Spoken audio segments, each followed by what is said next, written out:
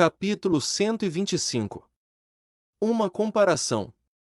Príamo julga-se o mais infeliz dos homens, por beijar a mão daquele que lhe matou o filho. Homero é que relata isto, e é um bom autor, não obstante contá-lo em verso, mas há narrações exatas em verso, e até mau verso.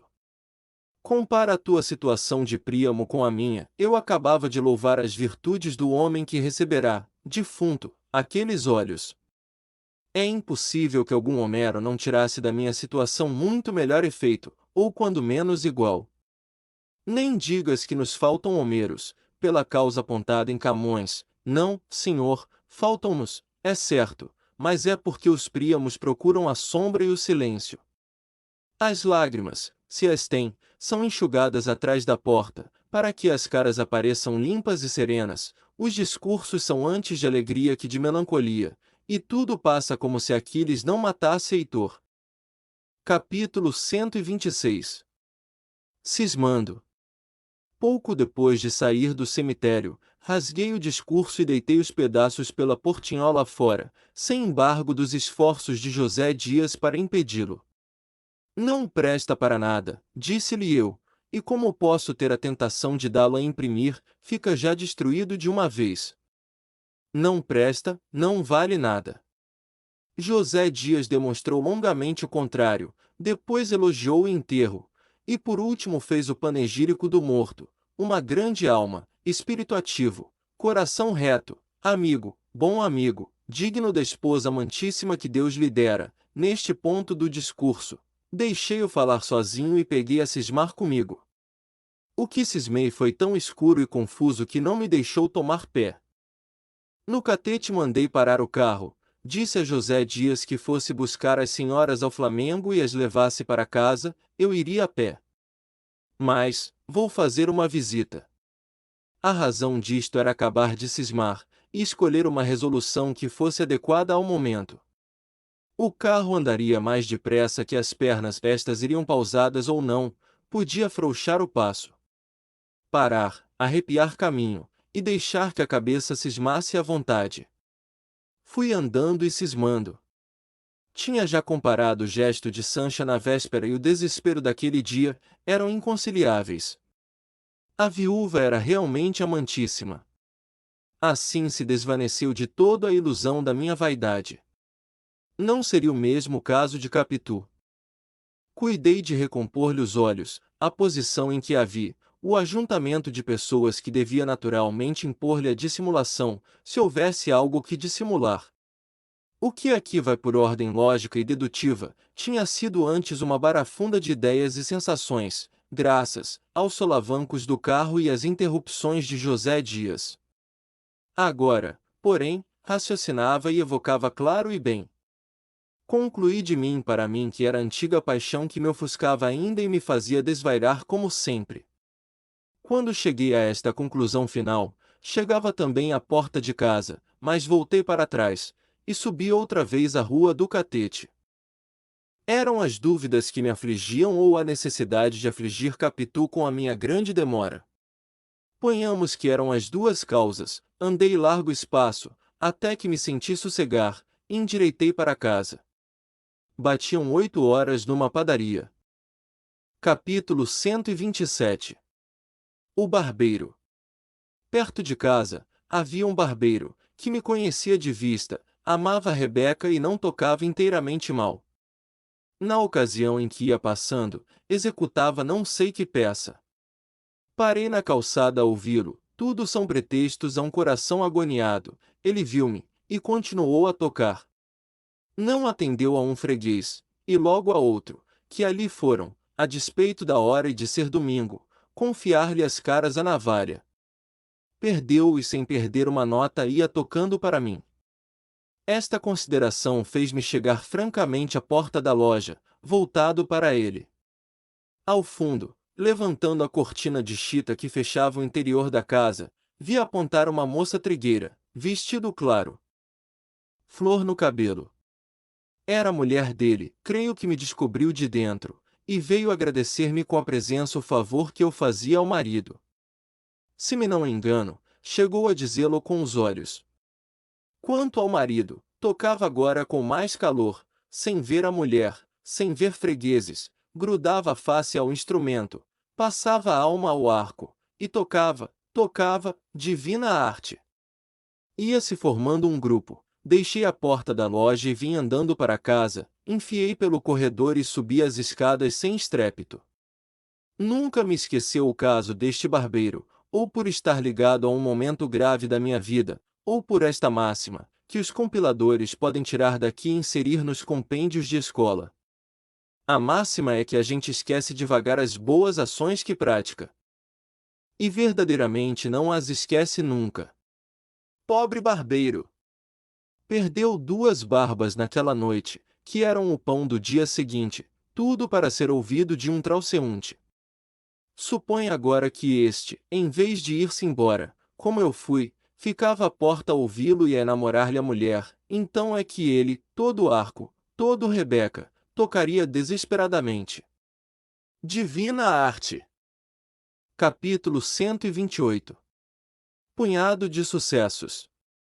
Como ia dizendo, subi as escadas sem estrépito, empurrei a cancela, que estava apenas encostada, e dei com prima Justina e José Dias jogando cartas na saleta próxima.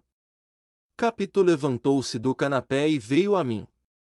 O rosto dela era agora sereno e puro. Os outros suspenderam o jogo, e todos falamos do desastre e da viúva. Capitu censurou a imprudência de Escobar, e não dissimulou a tristeza que lhe trazia a dor da amiga. Perguntei-lhe por que não ficará com Sancha aquela noite. Tem lá muita gente, ainda assim ofereci-me, mas não quis. Também lhe disse que era melhor vir para cá, e passar aqui uns dias conosco. Também não quis? Também não. Entretanto, a vista do mar há de ser-lhe penosa, todas as manhãs, ponderou José Dias, e não sei como poderá, mas passa, o que é que não passa? Atalhou prima Justina. E como em torno desta ideia começássemos uma troca de palavras, Capitu saiu para ir ver se o filho dormia. Ao passar pelo espelho, consertou os cabelos tão demoradamente que pareceria afetação, se não soubéssemos que ela era muito amiga de si. Quando tornou, trazia os olhos vermelhos, disse-nos que, ao mirar o filho dormindo, pensara na filhinha de Sancha, e na aflição da viúva. E, sem se lhe dar das visitas, nem reparar se havia algum criado, abraçou-me e disse-me que, se quisesse pensar nela, era preciso pensar primeiro na minha vida. José Dias achou a frase lindíssima, e perguntou a Capitu por que é que não fazia versos. Tentei meter o caso à bulha, e assim acabamos a noite. No dia seguinte, arrependi-me de haver rasgado o discurso, não que quisesse dá-lo a imprimir, mas era lembrança do finado. Pensei em recompô-lo, mas só achei frases soltas, que uma vez juntas não tinham sentido. Também pensei em fazer outro, mas era já difícil, e podia ser apanhado em falso pelos que me tinham ouvido no cemitério. Quanto a recolher os pedacinhos de papel deitados à rua, era tarde, estariam já varridos. Inventariei as lembranças de Escobar, livros, um tinteiro de bronze, uma bengala de marfim, um pássaro, o álbum de Capitu, 2 paisagens do Paraná e outras. Também ele as possuía de minha mão. Vivemos assim a trocar memórias e regalos, ora em dia de anos, ora sem razão particular. Tudo isso me empanava os olhos. Vieram os jornais do dia, davam notícia do desastre e da morte de Escobar, os estudos e os negócios deste, as qualidades pessoais, a simpatia do comércio, e também falavam dos bens deixados, da mulher e da filha. Tudo isso foi na segunda-feira. Na terça-feira foi aberto o testamento, que me nomeava segundo testamenteiro, o primeiro lugar cabia à mulher. Não me deixava nada. Mas as palavras que me escrevera em carta separada eram sublimes de amizade e estima. Capitu desta vez chorou muito, mas compôs-se depressa. Testamento, inventário, tudo andou quase tão depressa como aqui vai dito. Ao cabo de pouco tempo, Sancha retirou-se para a casa dos parentes no Paraná. Capítulo 129. A D. Sancha. D. Sancha, peço-lhe que não leia este livro, ou, se houver lido até aqui, abandone o resto. Basta fechá-lo, melhor será queimá-lo, para lhe não dar tentação e abri-lo outra vez.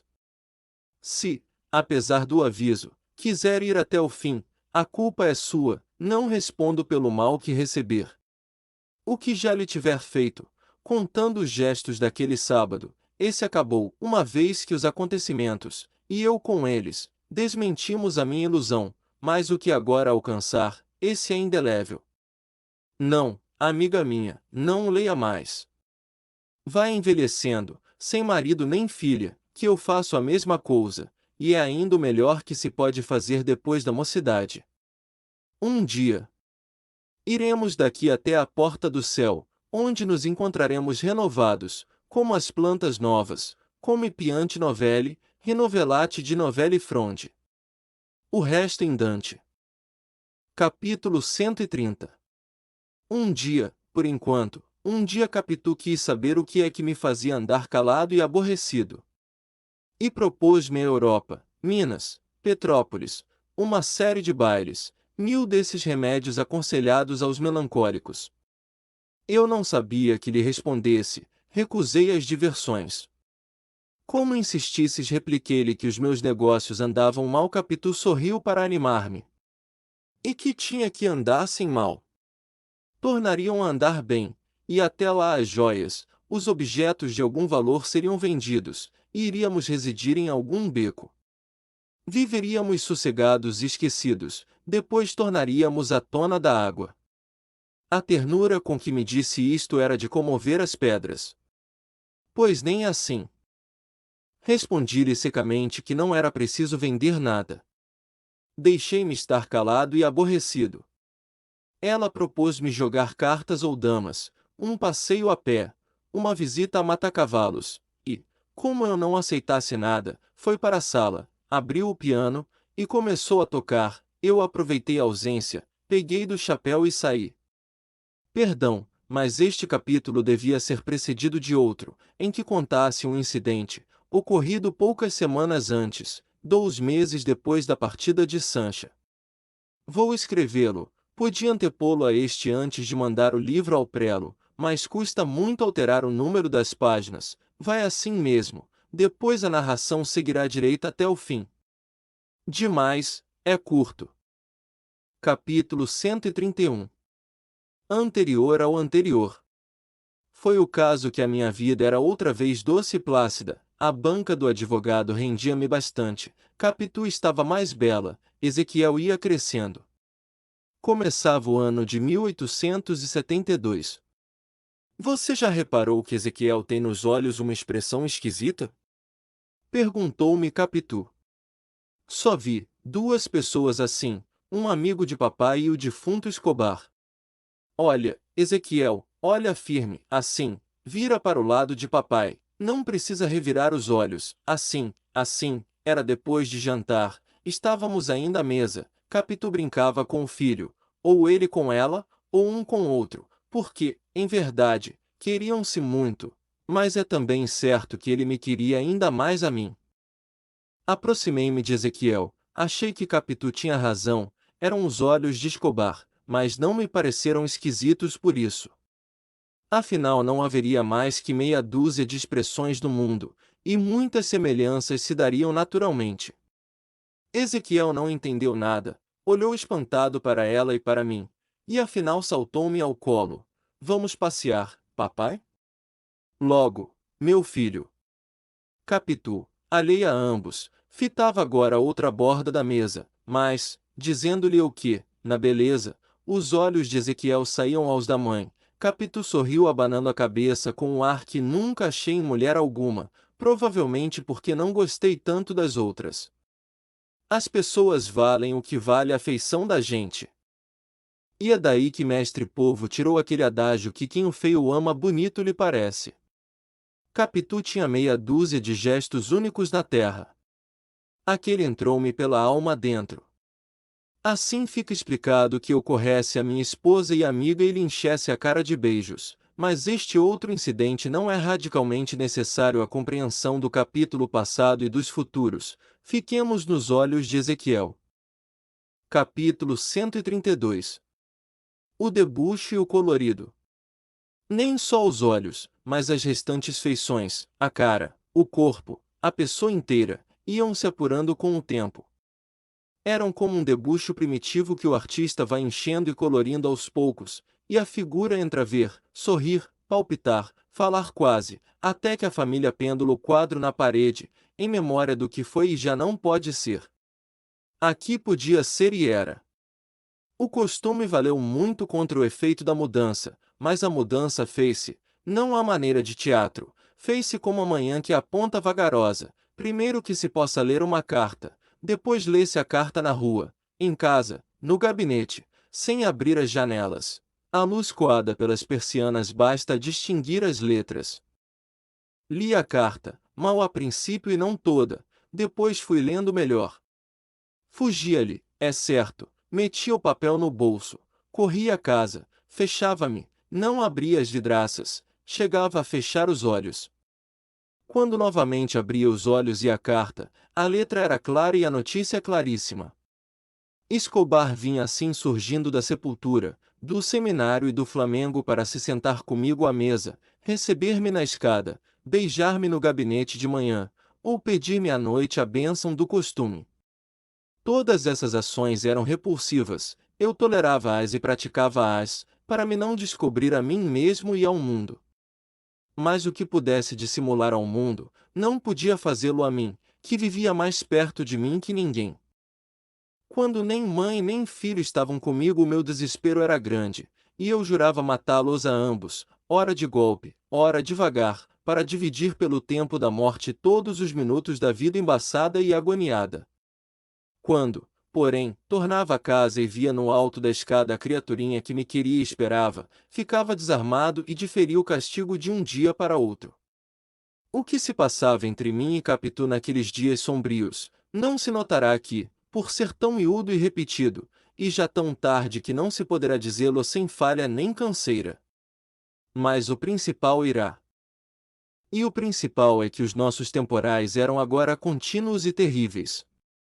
Antes de descoberta aquela má terra da verdade, tivemos outros de pouca dura, não tardava que o céu se fizesse azul, o sol claro e o mar chão, por onde abríamos novamente as velas que nos levavam às ilhas e costas mais belas do universo, até que outro pé de vento desbaratava tudo, e nós, postos à capa, esperávamos outra bonança, que não era tardia nem dúbia, antes total, próxima e firme.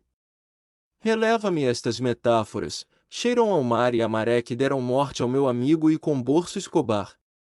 Cheiram também aos olhos de ressaca de Capitu. Assim, posto sempre fosse homem de terra, conto aquela parte da minha vida.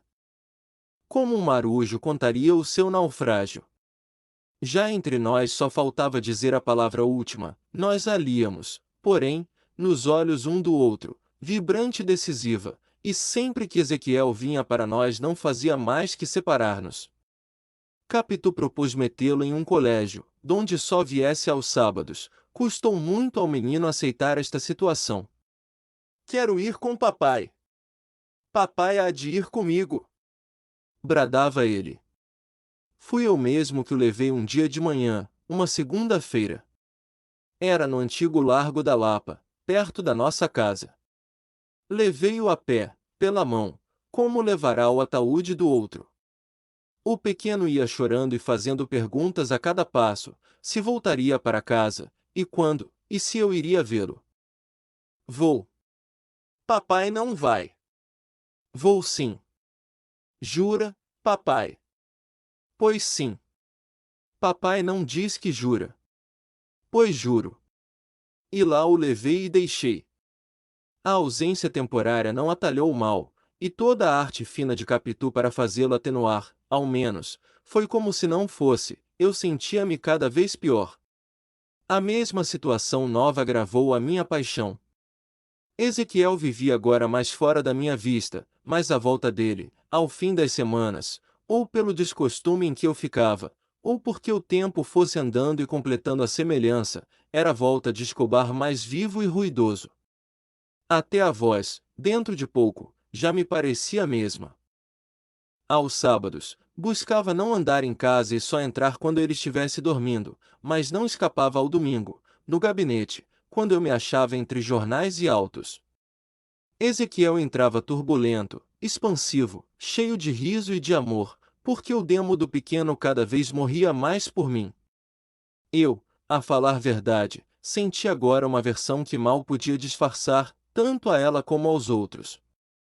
Não podendo encobrir inteiramente esta disposição moral, cuidava de me não fazer em contradiço com ele, ou só o menos que pudesse. Ora tinha trabalho que me obrigava a fechar o gabinete, ora saía ao domingo para ir passear pela cidade e arrabaldes o meu mal secreto. Capítulo 133. Uma ideia. Um dia era uma sexta-feira, não pude mais. Certa ideia, que negrejava em mim, abriu as asas e entrou a batê-las de um lado para outro, como fazem as ideias que querem sair. O ser sexta-feira creio que foi acaso, mas também pode ter sido propósito. Fui educado no terror daquele dia. Ouvi cantar baladas, em casa, vindas da roça e da antiga metrópole, nas quais a sexta-feira era o dia de agouro. Entretanto, não havendo almanaques no cérebro, é provável que a ideia não batesse as asas senão pela necessidade que sentia de vir ao ar e à vida. A vida é tão bela que a mesma ideia da morte precisa de vir primeiro a ela, antes de se ver cumprida. Já me vais entendendo, lê agora outro capítulo. Capítulo 134. O dia de sábado. A ideia saiu finalmente do cérebro. Era noite, e não pude dormir, por mais que a sacudisse de mim. Também nenhuma noite me passou tão curta. Amanheceu, quando cuidava não ser mais que 1 ou 2 horas. Saí, supondo deixar a ideia em casa, ela veio comigo. Cá fora tinha a mesma cor escura, as mesmas asas trépidas, e posto a voasse com elas, era como se fosse fixa, eu a levava na retina, não que me encobrisse as coisas externas, mas via-as através dela, com a cor mais pálida que de costume, e sem se demorar em nada. Não me lembra bem o resto do dia. Sei que escrevi algumas cartas, comprei uma substância, que, não digo, para não despertar o desejo de prová-la. A farmácia faliu, é verdade, o dono fez-se banqueiro, e o banco próspera. Quando me achei com a morte no bolso senti tamanha alegria como se acabasse de tirar a sorte grande, ou ainda maior, porque o prêmio da loteria gastasse, e a morte não se gasta.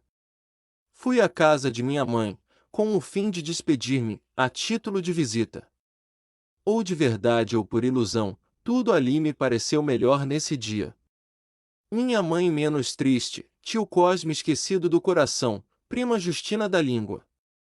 Passei 1 hora em paz.